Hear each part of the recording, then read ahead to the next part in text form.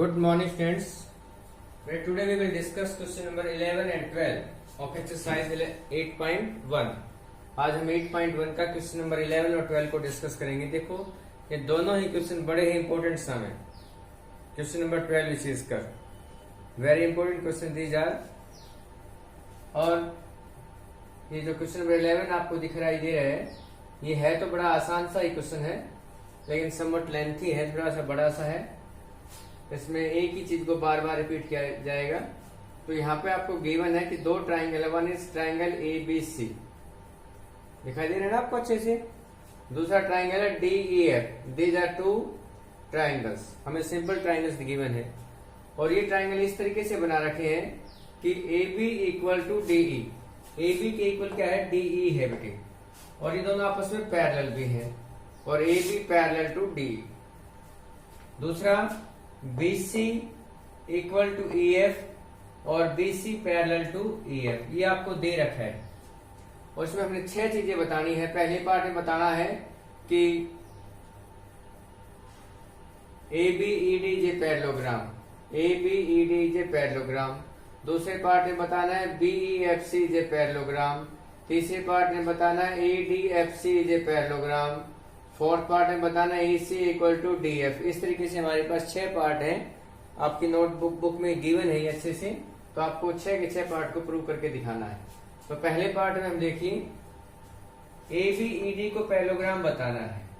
तो बेटे पैरेललोग्राम की प्रॉपर्टी आपको पता है, यदि किसी क्वाड्रिलेटरल में one pair of opposite side is equal as well as parallel, equal भी हो जाए और पैरेलल भी हो जाए, तो that quadrilateral become the parallelogram.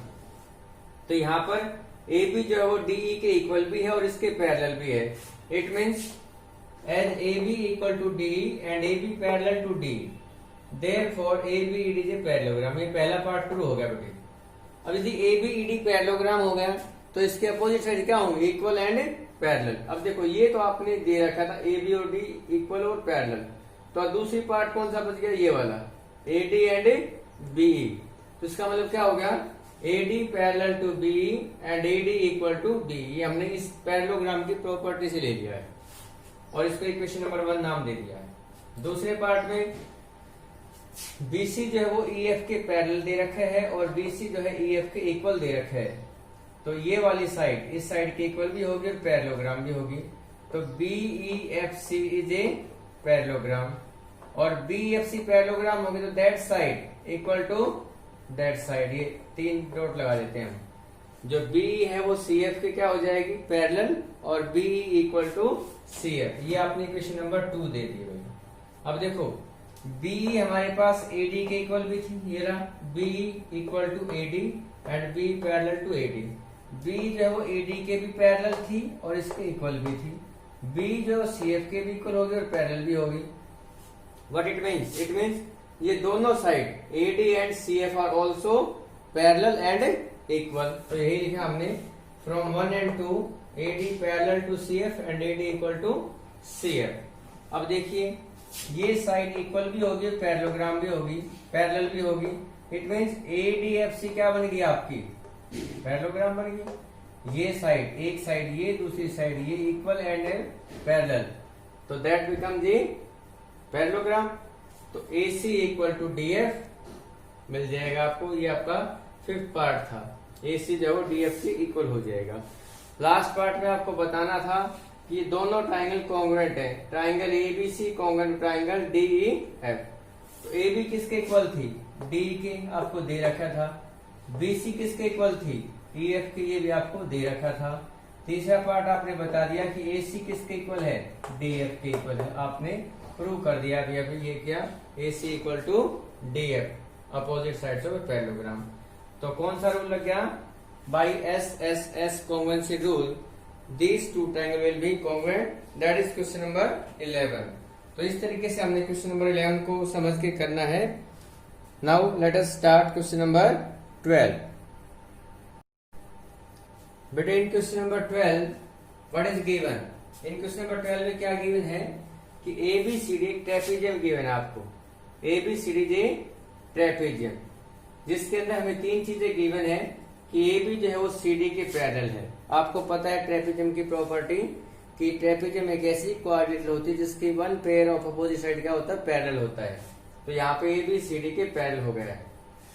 और दूसरी प्रॉपर्टी तीसरी दे रखी है कि AD जो है BC के इक्वल आपको दे रखा है, means this is an isosceles trapezium. आपको ये 4-5 चीजें बतानी है इसमें। तो पहला पार्ट हम जो स्टार्ट करें वो क्या करेंगे, extend AB to E, AB को E पॉइंट तक एक्सटेंड करेंगे सच दैट जो EC लाइन बनेगी that will parallel to AD, AD के पैरेलल EC लाइन आप ड्रॉ करेंगे। Got it? तो ये साइड इसके पैरेलल होगी, ये इसके पैरेलल है। इट मीन्स AECD क्या बनेगी बेटे आपके लिए, एक पैरेललोग्राम बनेगी, AECD पैरेललोग्राम। और पैरेललोग्राम होगी तो इसमें अपोजिट साइड क्या हो जाएंगी, इक्वल हो जाएंगी। तो AD किसके इक्वल हो जाएगी, CE के इक्वल हो जाएगी। AD equal to CE, opposite sides of parallelogram. Got it? अब हमें पता है AD जो है किसके इक्वल है, BC के इक्वल, ये आपको दे रखा था। AD इक्वल टू BC आपको गिवन है। तो AD जो है BC के इक्वल भी होगी, AD जो है वो CE के इक्वल होगी। इट मीन ये दोनों साइड क्या होगी, आपस में इक्वल होगी। बेटे कौन कौन सी, BC और EC, these are two equal sides. और इक्वल साइड के अपोजिट में कैसे एंगल होते हैं, इक्वल एंगल बनते हैं। It mean angle 1 and angle 2 क्या हो जाएंगे, आपस में इक्वल हो गए। ये आपने प्रूव करके छोड़ दिया यहाँ पर। अब देखो ये एंगल 4 और एंगल 1, ये कौन सा एंगल है, एंगल 4। ये पूरा एंगल कौन सा है, 4, angle A। Angle 1 plus angle 4 क्या हो जाएगा, 180 degree. Sum of adjacent angles, adjacent angle का सम 180 होता है। इसी तरीके से एंगल 2 प्लस एंगल 3 वो भी कितना हो जाएगा, 180 हो जाएगा। अब इनका राइट हैंड क्या आ गया, 180, तो लेफ्ट हैंड भी क्या हो जाएगा, इक्वल हो जाएगा। तो यहां से 1 + 4 इक्वल टू 2 + 3, लेकिन 1 और 2 आपस में इक्वल है तो you can cut each other. Angle 1 and angle 2 आपस में कट हो जाएंगे।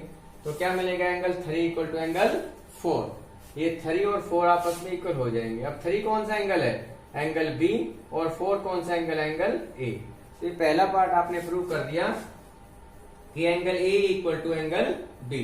अब दूसरे पार्ट के लिए देखेंगे, ये एंगल A बेटे और एंगल D, जब दो लाइन आपस में पैरेलल होती है ना तो इनको क्या बोलते हैं हम, को इंटीरियर एंगल। तो AB और CD पैरेलल थी और AD ट्रांसवर्सल होगी, तो angle A plus angle D क्या हो गया, इनका सम 180 हो जाएगा, सम ऑफ को इंटीरियर एंगल। इसी तरीके से angle B plus angle C भी क्या हो जाएगा, 180 डिग्री। अगेन वही प्रॉपर्टी, इनका राइट हैंड इक्वल है तो left hand will also equal. लेकिन A और B आपस में इक्वल थे तो A और B आपस में कट हो जाएंगे। तो will get angle D equal to angle C, D और C आपस में इक्वल हो जाएंगे। आपका सेकेंड पार्ट हो गया। अब आपको बताना है कि ये दो ट्राइंगल है हमारे पास, ABC और BAD।